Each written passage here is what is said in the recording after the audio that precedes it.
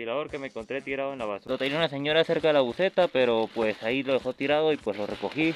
Y pues nada, primero que nada, 0 de 10, porque ya vino con la tapa adelante toda jodida. Por culpa de este güey. Persona que se le ocurre atar con alambres la tapa del frente de un ventilador. Vamos colocándolo a la mesa y ya vamos enseñando.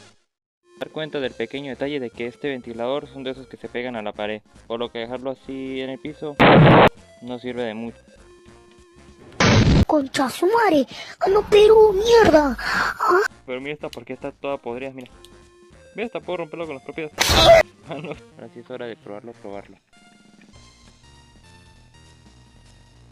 Ojo, ojo. ¡Funciona!